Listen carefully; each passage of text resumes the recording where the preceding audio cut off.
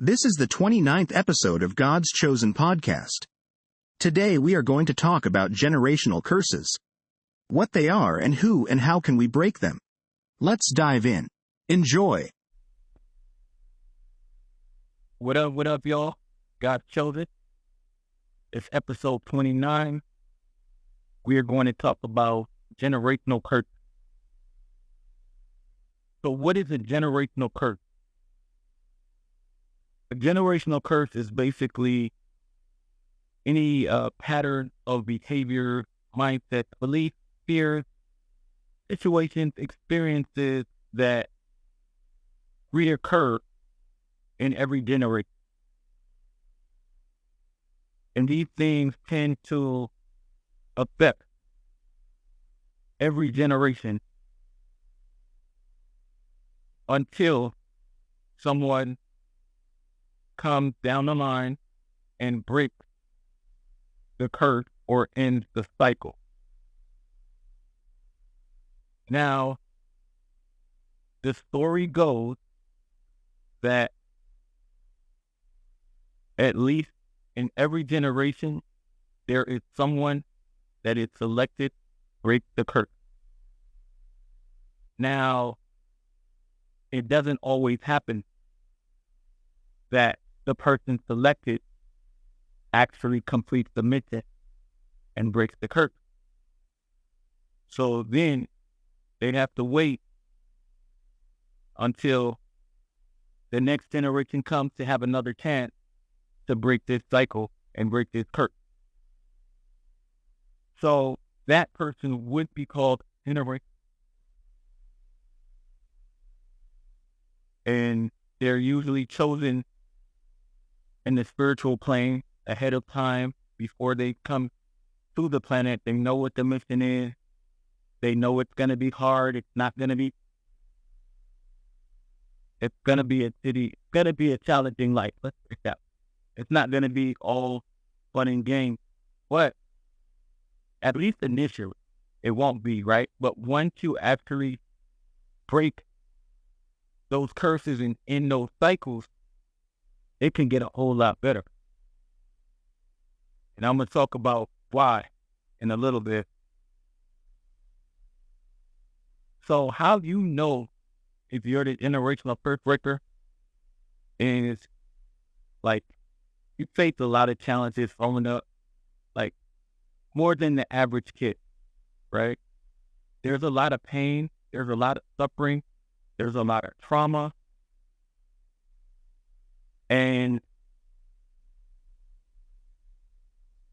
I always wonder, like, if your family knows. Like, I think some families might know. Some families might know who the curse breaker is, depending on how spiritual they are. They might know. They might know it's you. And the thing is, if they know it's you, they might make your life that much harder. And the reason why that is you're going to have a hard life from when you're young. Growing up, it's going to be hard. And then once you figure out who you actually are, it's still going to be hard. But a part of the reason why you face so many challenges and it's so hard is because you're strong enough. You wouldn't have been chosen for this mission if you wasn't strong enough. But when you don't have anything to compare it to, like I'm just me in this lifetime where you feel like you might not living up to expectations, you may not even be awoke yet to who you are and what your real power is. So you're thinking like, that can't be me, right? And because it is a big responsibility, I mean, you have generations, ancestors, both present and past, that are looking to you overcome challenges that they face and that they couldn't overcome. The cool thing about it, though, is your ancestors, your guides, they're all helping. They're helping you as best as they can to get through, the situation, and they will continue to teach you a lesson over and over and over. They will still say a lesson of trying to get it. They will beat it into your head. They want you to see, but what they will do is, if you're having a hard time learning a lesson, for example, if you're having a hard time expressing yourself, they will continuously put you in situations where you have to express yourself, or it may drive you crazy. They will put you to your limit because they're trying to show you how important it is for you to express yourself. Because if you've had a long line of females or males that continuously let people push them around and they didn't express their true feelings and how they felt, it affects everything. Like, it affects your whole life, really, because you can't pushover, you can't walk around being a pushover, you can't let people just take advantage of you. Why would you want to do that? I mean, you got a mouth, you got to use it. Now, you got some people that'll say, how could that be a thing? It's so easy to express yourself. All you got to do. Well, yes and no. Because you see, when you're a generational curse breaker, you're going to be getting attacked by the enemy. We'll call it the enemy. People, places, and things, right? You're going to be getting attacked by the enemy because they know who you are and they don't want you to stand in your power. So they're going to throw everything at you. You see that little beeping sound? That's the enemy right there. Like, it never like that until, like, hear it start talking real stuff. Then it beeps like every 5 minutes. They don't want me to say what I'm saying. As a matter of fact, this is the second episode, because the first episode that I did, I just found out. I was trying to listen back to it, and it cut out after 6 minutes. So I spent like 30 minutes talking, only 6 minutes actually got recorded. So I'm pretty, like, pumped up, of course, right? Right. But it's okay, because I'm just going to make this one way better than that one. And that's my edit. That's how I do it. So, anyway, as the generational curse breaker, you're going to get a lot thrown at you. And a lot of times people might look at you like you're crazy, try to explain some of the things. Not everybody is going to understand you like you're going to get some look. When you say what you say, no one is really going to believe you like that. You're going to know if you were chosen or not. There will be synchronicities in your life that other people don't have. When you awaken to who you actually are, that's what things get interesting. Like, the enemy don't like us. I'm going to be real with you. They don't like us. Because we are here to change the game. We are here to right the wrong of our interest. And in order to do that, they're going to put us in situations where we will go through the same things they did, and we have to basically make the correct choice. They will put us in a cycle where we have to learn the lesson. Where whatever it is, whatever the habit, whatever the pattern is, whatever it is that's restricting the bloodline, they're going to put you through that cycle and help you through it. They're going to try to steer you in the right way. Correct. Now, what happens if fear comes in, doubt comes in, and you make the wrong decision?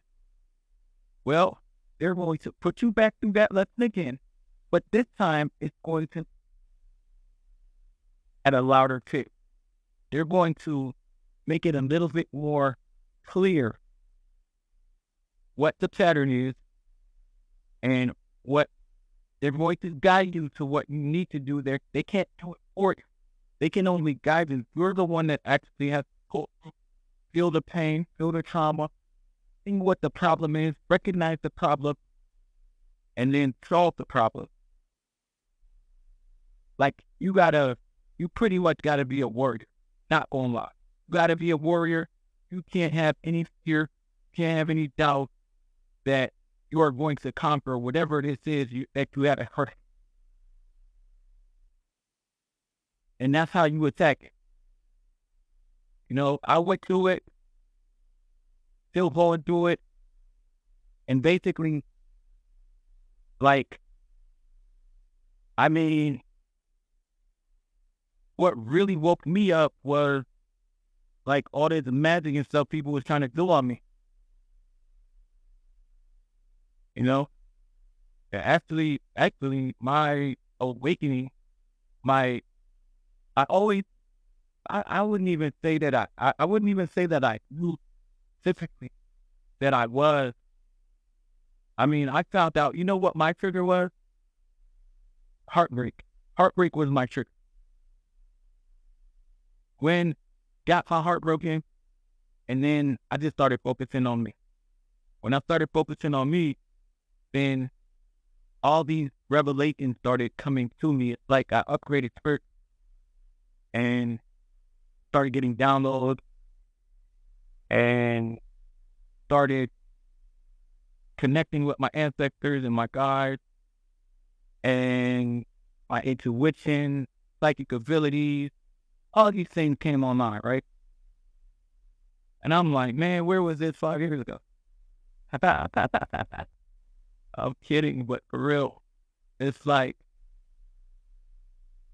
and all those things came online at the perfect time, actually, because it was shortly after where I started getting attacked, virtually, where people started doing magic because they did not want me awakened to who I fully was. Like, I knew I was awakening, but I wasn't where I needed to be. I was just kind of starting the journey. And so they started throwing all this magic on me. They started trying to affect my life, affect my relationship, affect my money, affect every area, affect my mindset. They was throwing spells. They was throwing spells to put me in a curtain. They was throwing spells to make me feel like I'm crazy or I'm losing it. They was throwing all these different things. They was throwing doubt spells, fear spells, all kinds of spells because they did not want me in a level mind frame. They didn't want me to have a level A. They wanted me control. But if you know anything about me, no one is controlling me. None. No, that's not one of my things. I don't go for that. I control me all day, every day. So they thought putting me in isolation would hurt me because I can be social. But at the same time, I don't mind isolation. That's where I have some of my biggest growth within isolation. So I don't mind isolation. They thought that was the thing, but isolation nothing but me spending time with me, and I love me. So what's the problem? They didn't see that. But anyway, that's actually what triggered me to come online. So my enemies actually helped me to become who I am and don't like stand in my power. Because once I figured out who I was, it was game over. Like, there was nothing they could really do. Yeah, they tried. But at that point, it was like, that's not really working. So, you know, it was like they literally tried everything, but it was too late. I already knew who I was, I know who I am. But none of it worked. But the thing is, when you are a generational curse breaker, it's a lot on your plate. It's a lot on your plate, but if you are this person, they say usually like it's going to be like the black sheep in the family. The one that everybody think is weird or they don't mess with too much. But truthfully, I think like how you really know, I'm going to tell you how you know though, it's around when you were born and stuff like that. Oh, you're going to need some synchronicity. This will be some kind of story. Your birth chart will probably tell you like something. But it's funny because as I say that, I know that God worked in mysterious ways and God likes to hide us. Like I know God gave me until the right time. He hit me until the right time. He literally hit me. So nobody would ever think I was capable of the things that I did because I was hiding in plain sight, and I don't give off the demeanor of what's truly inside. I keep a lot of things hidden. I tell you what you need to see, but I don't tell you everything. For what? You don't need to know me like that. So no one will ever really know what I got going on because I never really think everything. I give you a small sample size, but I'll never give you everything because some things are kept quiet. But anyway, when you're going through this journey, you're going to have a lot of people try to trip you up. Once you know who you are, that's when you start seeing everything coming at you. Because there's a way that this journey is supposed for maximum effect. Let me see. So, do another example.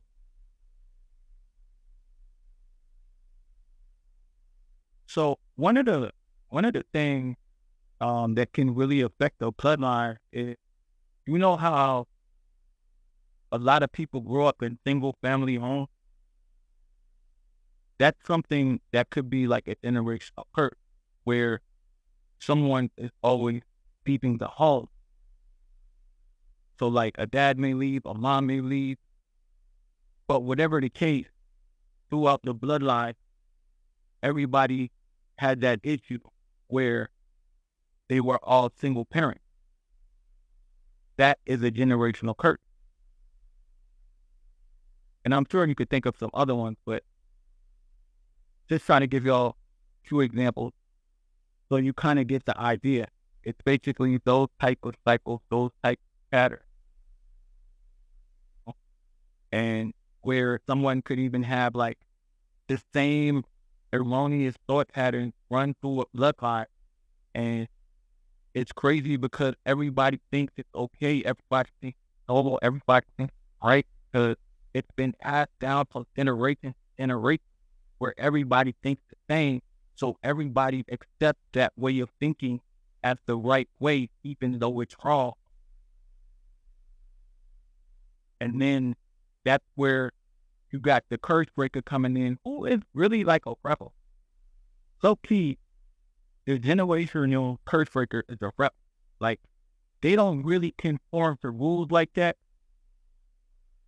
They like to do things their own way. They don't really follow the crowd too much. They do things their own way. That's how you know you're a curse real. Like, you don't just believe everything somebody tells you. Like, you gotta investigate it. You gotta see for real. Like, this is looking beyond where most stop. You know what I mean? You gotta get to the bottom of it. Like, you gotta know for real. Like, if they told you, like, if it's coming back, you need the date, you need the time, you need the place, you want to be there to like take his hand and stuff. Sort of, you just can't be like getting like incomplete information. Like you want all the details. You want to know what flight he on, what seat he gonna be in, is he coming with luggage? You know what I mean? You want to know everything. So that's one way that you know. But as the curse breaker, you get a lot of things thrown at you. Like one of the things is, as a curse breaker, you have someone that God has selected for you to marry. It could be, they call it like a twin flame, a soulmate, whatever they want to call it. I think you're different, but I think your twin flame is usually going to be someone that is going to trigger the crap out of you. And it's for a reason. It's because you have to heal all of those things, all of those habits, all of those mindsets, all of the little things that may have affected your relationship. All of the, if you got trust issues, if you got issues with being honest, for you got any issues, if you just constantly lying, like if you got any issue where it could be affecting your relationship or just not being real with yourself, just kind of going through the motions, like there's a ton of things that in order to be our best self, we got to kill. So what is 30 is not important to become your best self. And so when you meet your twin flame, they're triggering you because they're basically your mirror. But they're showing you everything, and they're not even doing it on purpose. They're just being themselves, and you're being yourself, but you're triggering each other. So any old habit pattern that you guys have that don't really serve you, that's caused you to have difficulties and challenges in your life, those have to be healed before you guys can come together and really get this thing going. Because one of the things that they will do, one of the things that they do not want to see that union at all. They will send you distractions. They will send you to play. They will fight you and nail and make sure that you give up. That's their goal. They want you to give up on that relationship because it's so important in the grand scheme of things. Those types of relationships, they help change the planet. As a chosen one or a generational curse breaker, you are part of the 144,000. If you don't know what that is, remember in the Bible, there's a verse about the 144,000, and only those people will be moving on. That's where people were like, oh, shoot, they're the only ones going to heaven, everybody else going to hell. That was like a misinterpretation. But that's what I think. I know that's what I think. They used to preach that. They used to be like, oh yeah, only 144,000 going home. And I'd be like, well, here's what I thought as a little young, naive kid. Well, if it's only 144,000, what it would be good for?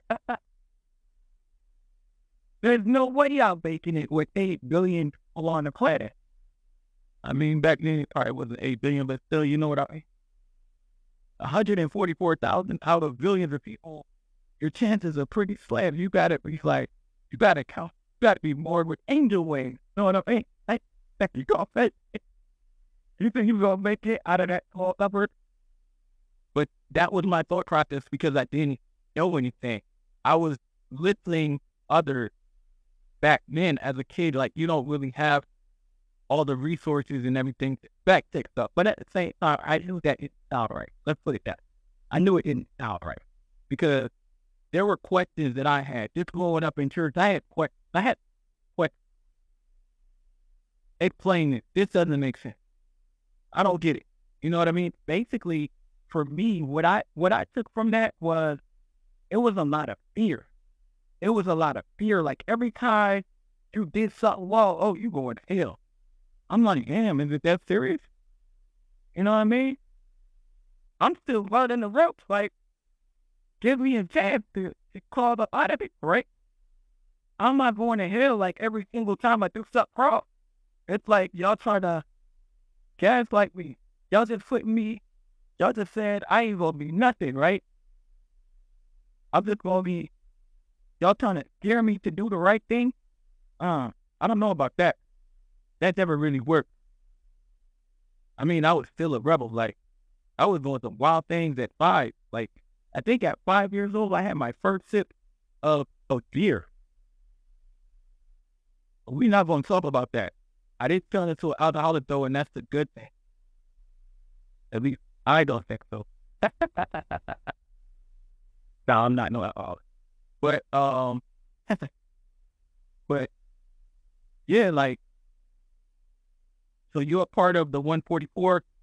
You have a fate. You have a twin flame that you're supposed to unite with. Sometimes it doesn't happen, and you gotta try again in the next lifetime. But ultimately, you gotta fight for it. It's not going to be given to you. If you want something bad enough, you gotta fight for it. Like, they're going to send the whole team at you. Just know that. They're going to send, like, all your exes are going to come at you. You're going to have a lot of new people come in trying to get it. And they're going to have tempting offers. Or so it's going to seem. It's going to seem tempting. But they're all fake. None of it is real. It's all fake because they want you off your path. Because if you're off your path, then they can knock you back down and regain control of it. So it's important because of your relationship with your twin flame, but actually want to elevate the planet. Help a ton of people because it's through your experiences that you share and help other people grow and help other people navigate their journey, making it easier for them and helping them transition into the new earth. Yeah, there's going to be a new earth. There's going to be a 5 dimension, and then you got this 3 dimension, right? You got 4 dimension, but we talking about 5D. That's where all the good stuff is going to be at. 5D is where that's going to be equivalent to like heaven on earth. That's where you want to be. You don't want to be on 3D no more. So it's still doing the low vibrational thing. You're going to be on a 3D level. Basically, my mission would be to assist people on the 3D level to get up to the 5D level so that they can have a better quality of life through raising their vibration, going through healing all their trauma, and becoming on the path to becoming their best self. So we make a difference individually, and then we make a difference together when you're with your partner. So I'll tell you from my experience, like in this journey, they've thrown everything at me. They've thrown women at me, but I ain't no dummy. They've thrown women at me, like they try to get caught up with like different females, but I overcome it because I don't really fall for it. I don't really fall for the nonsense because I know what it is. I already know the trick. You know, basically they try to send false friends around me they try to send anybody who could trigger me around me, right? So I'm always prepared for everything. They try to do a lot of stuff, and you will notice right before your breakthrough, right before your goal is when everything comes back. All the spell work, all the X's coming out the woodwork, trying to deceive you to make them think that they're the one. I call those like fake twin flames. All these people trying to gas you. There's always a test before you actually get your manifestation. And before you actually get to the other side, right? The test is you've got to prove that you've learned a lesson. So most of the lessons are going to come back around to you to make sure that you've learned it. The final test will usually be like a false person coming in trying to pretend that they're the real person, so you don't get with the real person. You already gonna know who your real person is. Don't get it confused, because there's no one like your real person. But there are going to be false people that come in and test you if you learn the lesson before you can actually get to your person. Don't fall for the trap. Don't fall for the trick. See, one of the tricks they did not want me to have this episode out yesterday, because as I was recording after the 6-minute mark, it went quiet, and there was nothing showing that it wasn't recording. Everything was still, all my green lights were on, everything was good. So I felt right there that was trying to sabotage this message. They did not want this message to get out.